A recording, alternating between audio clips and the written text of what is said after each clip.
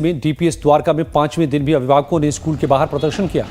अब तक लगातार वो कंप्लेन कर चुके हैं, इसको लेकर के आवाज उठा चुके हैं, लेकिन इसे लेकर अब तक कोई भी कदम नहीं उठाया गया, जिससे पेरेंट्स परेशान हैं। अभिभावकों का कहना है कि स्कूल प्रशासन तक इसका जवाब नहीं दे पा रहा है। अभिभावक चिंतित और परेशान हैं क्योंकि इन सब का असर उनके बच्चों की पढ़ाई पर पड़ रहा है।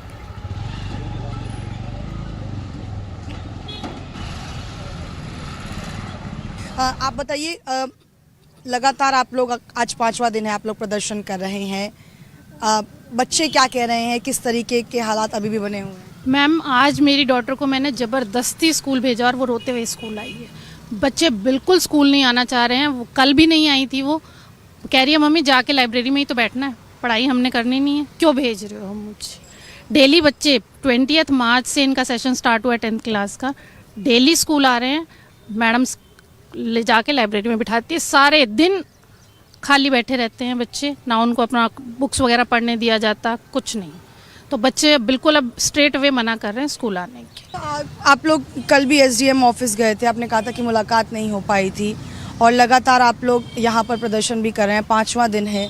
क्या लग रहा है, क्या जिस प्रकार से इस आवाज़ को आप लोग उठा रहे हैं, क्या कोई कामयाबी? क्योंकि 2020 के बाद आपने कहा था कोरोना काल के बाद से ही लगातार ये बच्चों को प्रताड़ित कर रहे हैं, पेरेंट्स को इसी तरह से परेशान कर रहे हैं। देखिए, हमने पोस्ट टू पिलर, अगर हम कहें कि एक principal, DD zone, DD district, RD, DOE के डायरेक्टर और एजुकेशन मिनिस्टर एलजी साहब, किसी के कोई भी ऐसा दरवाज़ा नहीं है जो हमने खटखटाया नहीं है, लेकिन हमको सिर्फ आश्वासन के सिवा कुछ नहीं प्राप्त हो रहा है। सिर्फ हमको आश्वासन दिया जा रहा है और हमारे मासूम बच्चे हॉरिफाइड हो गए हैं। उनको वो अब इतने सहमे हुए हैं, स्कूल के नाम से डर रहे हैं। आप समझ सकते हैं, स्कूल को विद्या का मंदिर कहा जाता है, जिसमें बच्चे अब आना नहीं चाहते, तो क्या भविष्य बनेगा? ये भविष्य है भारत का।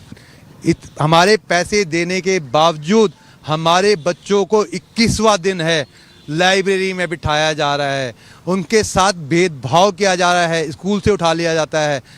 ये बताइए कि आप प्रिंसिपल से किसी तरीके का कोई संपर्क हो पाया है? क्या आप लोगों ने कोशिश की है बातचीत? मैम, हम पिछले 5 साल से उनसे संपर्क करने की कोशिश कर रहे हैं, बट आज तक प्रिंसिपल हमसे नहीं मिली है।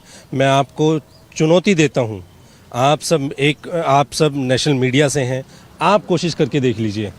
अगर आपको स्कूल के अंदर जाने दिया जाए या प्रिंसिपल से बात करने दी जाए, तो मैं इसी मंच पे अपने आप को मैं आपको सरेंडर कर। भी आप प्रदर्शन यहीं पे कर रहे थे कल? हमारा प्रदर्शन लगातार 20 मार्च से शुरू है, जिस दिन से हमारे बच्चों का प्रताड़ना शुरू हुई है। हमारी 10वीं क्लास के और 12वीं क्लास के बच्चे जो आज लाइब्रेरी में कन्फाइन कर दिए जाते हैं और उनको पढ़ाई से और उनकी शिक्षा से वंचित किया जाता है, तो उनके अगेंस्ट हम डेली खड़े हैं यहाँ पे, और तब तक खड़े रहेंगे जब तक हमारी सुनवाई, हमारी गुहार सरकार तक नहीं पहुँचती है और डीपीएस जैसे इंस्टीट्यूशन पे लगाम ना लगाई जाए। आपसे तो मेरी कल भी बात हुई थी और आप कल यहाँ एसडीएम ऑफिस के बाहर मौजूद थी। क्या लग रहा है, क्या किसी तरीके से कोई परेशानी बच्चों के में महसूस कर पा रही हैं आप? क्या आज भी बच्चे स्कूल आने से कतरा रहे थे? मैम, डेली कतरा रहे हैं बच्चों को। हमें ही नहीं समझ आ रहा कि हम अपने बच्चे से ऐसा क्या बोलें कि वो स्कूल आने के लिए एग्री हो जाए। इतने हताश हो गए हैं कि उनके मुंह से मासूमियत छिन सी गई है, रूड से रहते हैं बच्चे। स्कूल आने का उनका बिल्कुल मन नहीं है। हमें ही नहीं समझ आ रहा हम किस दरवाजे पर आए। मैं रोज आके यहाँ खड़ी हो जाती हूँ, मैं कल भी खड़ी थी, मैं परसों भी खड़ी थी, अब मैं कहाँ जाऊँ? हमने आपको ग्राउंड जीरो के माध्यम से उन पेरेंट्स, अभिभावकों की बात सुनवाई जिनके बच्चे इन दिनों कहीं ना कहीं एक अलग मानसिकता से गुजर रहे हैं, जिनके दिमाग विकास पर कहीं ना कहीं ये असर पड़ रहा है। और इसकी जिम्मेदारी कौन लेगा? क्या स्कूल इसकी जिम्मेदारी लेगा या सरकार? हालांकि सरकार की तरफ से ज़रूर कहा गया है कि इस पर जाँच बैठेगी और ऑडिट रिपोर्ट भी सामने आएगी, लेकिन उसमें और कितना वक्त लगेगा, बच्चे कितना परेशान होंगे, ये बहुत बड़ा सवाल है। क्योंकि लगातार प्रदर्शन कर रहे हैं पेरेंट्स, कई जगह अपनी गुहार लगा चुके हैं, कई बार कंप्लेंट्स कर चुके हैं, लेकिन उनके हाथ से केवल निराशा ही आई है। कैमरा पर्सन संजय के साथ शालिनी झा, लाइव टाइम्स दिल्ली। सौरभ भारद्वाज जी ने एक बहुत बड़ा खुलासा तथ्यों के साथ किया कि किस तरह से प्राइवेट स्कूल एसोसिएशंस के अध्यक्ष भरत अरोड़ा जी भारतीय जनता पार्टी के पदाधिकारी हैं।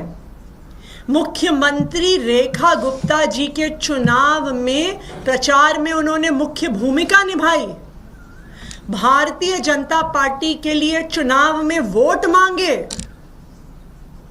तो ये बिल्कुल साफ है कि भारतीय जनता पार्टी में और प्राइवेट स्कूल के मालिकों में साठगांठ है और वो साठगांठ भरत अरोड़ा जी के माध्यम से चलती है।